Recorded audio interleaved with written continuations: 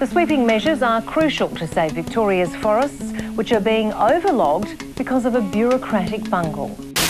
Angry timber communities claim the state government's $80 million compensation package won't go far enough.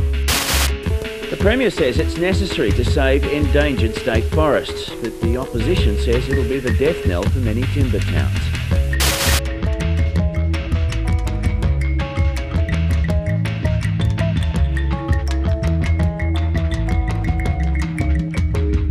Angry scenes this morning when police and DNRE officers raided a fortress which has blocked logging operations. One protester was arrested, 7 forcibly removed, effectively ending Australia's longest-running forest blockade. 40 police and DNRE officers made a surprise appearance at the Goolengook fortress just after dawn. There was 9 people at the fort and it was about 4 o'clock in the morning, and I was doing a watch outside the fort and had just started my fire to sit down and read a book, and then I heard all this yelling, and so I went to the fort door that was shut with everybody else inside, and people were sort of running around everywhere because they were just grabbing everyone to arrest them. Natural Resources staff and police moved on the 5-year-old fortress. You're now required to leave this area immediately. If you don't leave this area, you will be arrested. They bulldozed the fort. That was after they got the people off the lock-ons.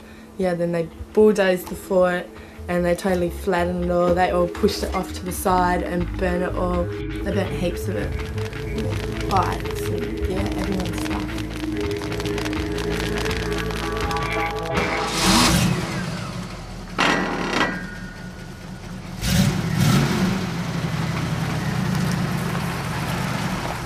Excuse me, there's a first aid kit in there. It's been seized. There's a first aid kit. Are you going to seize the first aid kit from us? We've seized all the personal property, mate, and it'll be down to Orbost Police Station. So this woman wants an asthma pump. This woman here. Are you going to give her an asthma pump? They're escorting the Ventolin out of the area. They're escorting our first aid kit away. It was all kind of felt a bit strange just because that forest had been quiet for so long, and then and anyone could go in there if they wanted to, and it was just a road off the Princess Highway and you could go down into this big forest block, and then suddenly all that was closed off and it was like something sinister's happening inside. There's gates up, no one can go down there. There's machines everywhere, bulldozers doing roads, taking down the fort, starting coops at B-Tree and that side of Goolengook, and it was just going off like this crazy factory in the middle of the forest that was hidden away for no one to see. No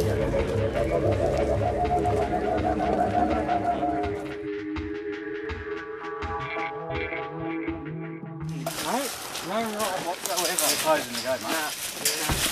We're closing the gate. I've got no right to do it. You got no right. Hey, back off. Back off. You didn't give her a warning. You didn't give her a warning. Excuse me. Move back. Who are you? Don't fucking hurt me! Move back. The road is officially closed. Camera on you, pup. There's a fucking camera.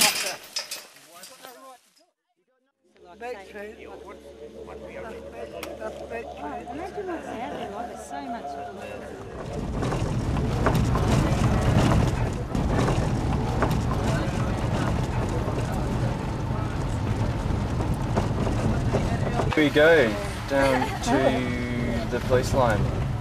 Oh, this is the gate now? Yep. Okay, so... I'm going to park right behind this police vehicle. Yep.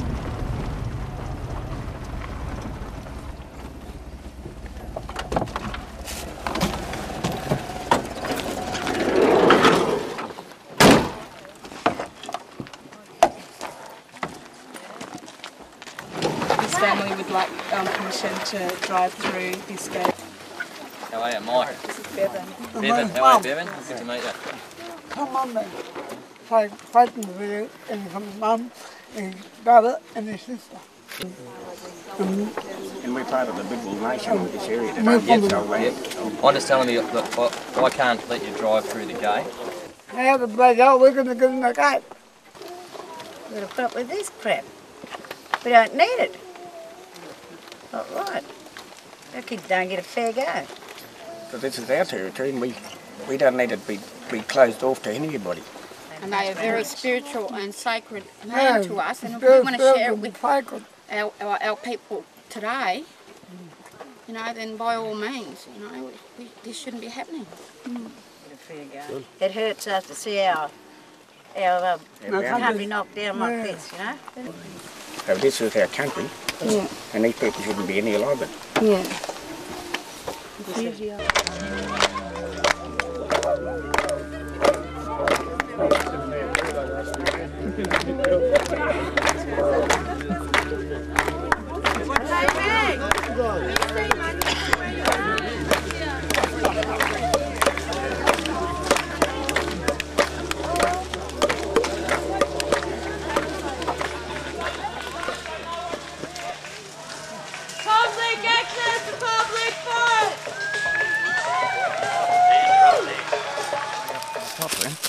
It's a different amount to bottom up and kept in that same shape all the time. That would have been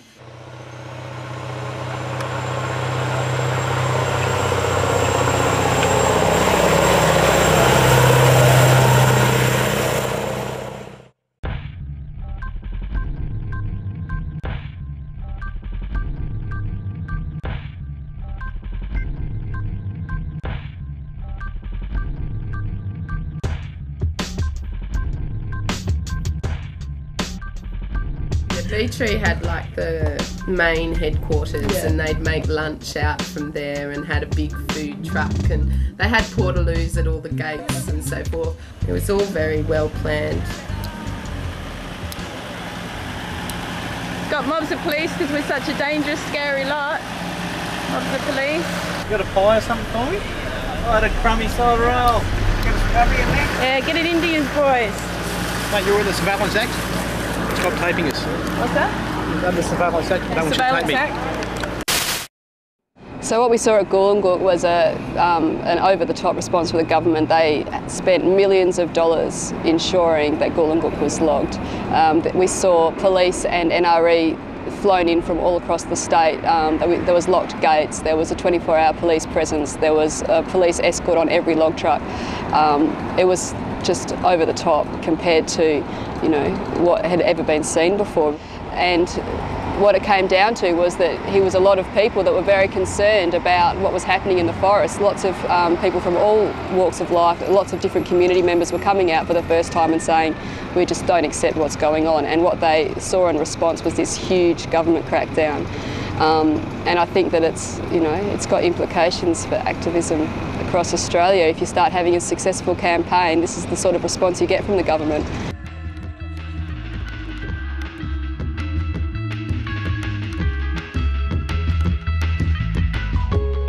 Yeah, we walked. We walked in and carried everything in lock-ons. Like glass lock-ons are really heavy. Yeah, and all our climbing gear and all our food and all our bedding, everything. We just had to carry it in there. I don't even know, like, in K's how far away it was, but it took a long time. And then, like, they'd close off more roads, they'd make the exclusion zone bigger, and so then we'd have to find other points to walk in from. And, yeah. So it ended up taking longer and longer. It took us 3 days once. Yeah. It was kind of cool, I reckon, how like the tributaries off the river became our roads. Yeah, totally. And so it would be like, oh, well, we'll meet at the third trib in the afternoon. Or we were doing a lot of walking and we had to walk always through the bush. And I think I saw more of Goolengook in that 5 weeks than I did in the last 3 years. Yeah, definitely. Yeah, it was pretty dodgy, like you'd be walking through this lush spot and then a couple of days later you would walk back towards it and it's just like, great, it's gone. Yeah, I would have logged it already.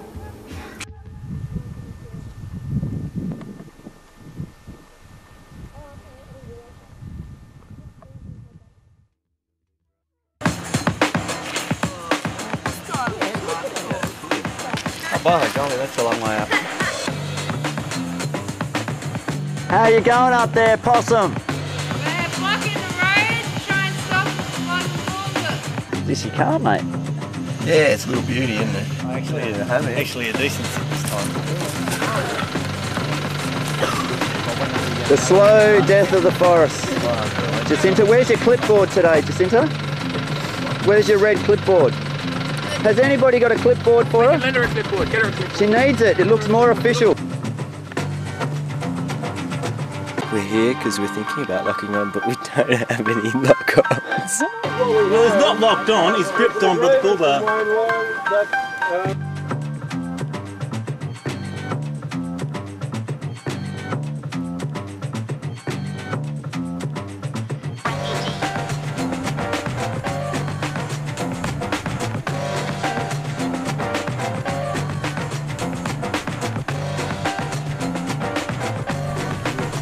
I've removed consent for you to be in this area forest. You are now required to leave immediately. If you fail to do so, you may be arrested. But my spaceship hasn't arrived yet.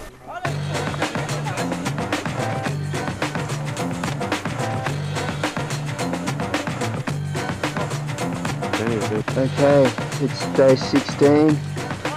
The tree sits still up and everyone's going back in.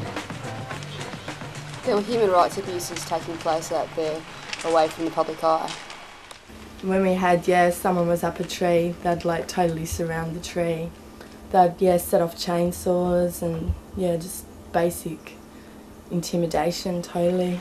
At night, they came in and set a generator up under his tree and had big floodlights pointed up to him, and all night they just had this big megaphone and just like every 20 minutes, half an hour, they would shout into it, morning Axel.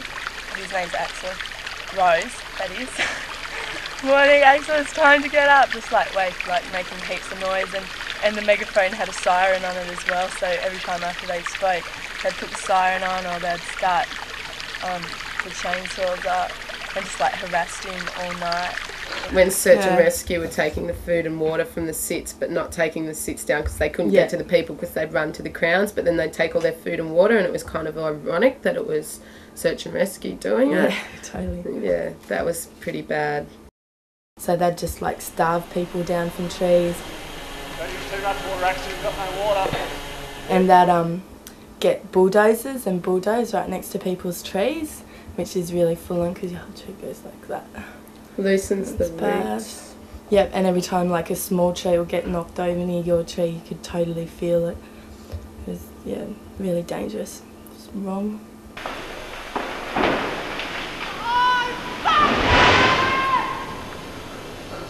Yep.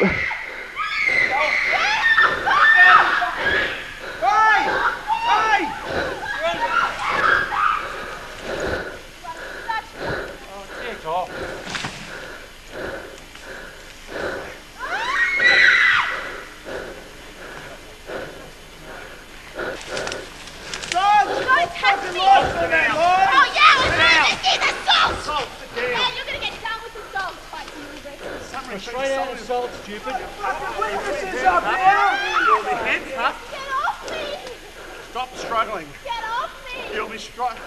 You listen to what I'm saying? Get off me! You will be handcuffed. Lock her up. You got fucking witnesses! Yeah, good on you, Stu. Sit down. Sit down now. Back. Sit down. Get away from me and stop insulting me! Would you sit down? Get away from me and stop assaulting me! Yeah, Goolengook felt like guerrilla warfare, but without the guns. As well as the huge response on the ground, in the courts there was a massive response against activists as well. We had a situation where an activist who had been participating in a non-violent action, he was locked onto a piece of machinery. When he went to court, he received an absolutely massive penalty. He received a $3,500 fine and a 3-month jail sentence. And when you compare this to what happened to the people that were engaged in that midnight attack on the conservationists, where thousands of dollars damage done to equipment, long-lasting trauma, a huge vigilante action against peaceful protesters, they, on the other hand, received a 4-month jail sentence and no fine. So when you compare those two cases, you can see the sort of thing that we were up against at Goolengook.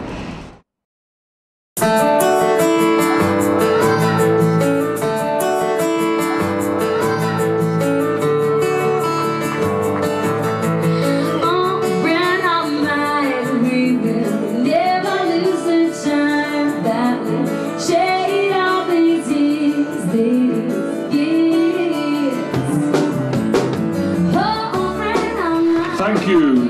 Tommy botanist is back. But the first tune I want is for the Goolengook and East Gippsland. Come on!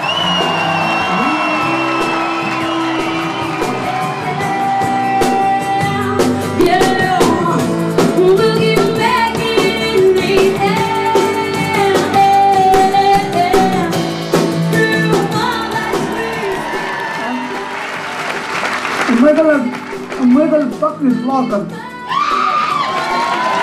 We might come back. Cut it up and go.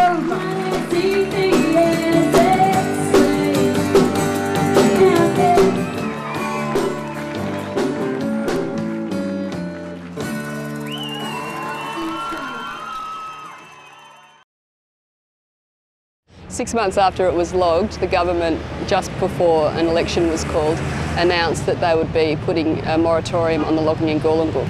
And the irony of this was that they just spent all this money and effort logging the place, and then in order to get a few votes at the election, they decided that Goolengook had a spiritual importance to the public and therefore should be protected.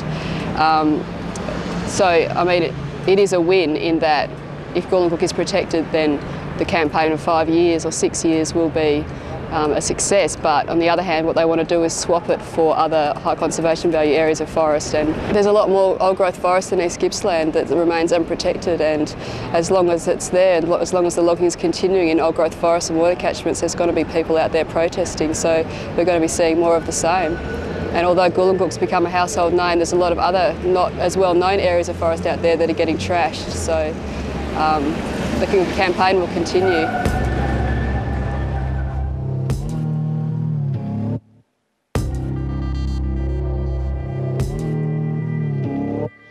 This is the move. This is a movement of. This to make you move. This is a movement of. This is the move. This is a movement of. Miraculous activist activity. Imagine this activist activity decree. Universal law, freedom for the people from all extremities. Building our energies endlessly. Kicking the message to the street, demanding to be heard and not herded like sheep or murdered by cheats and liars of the empire. That's why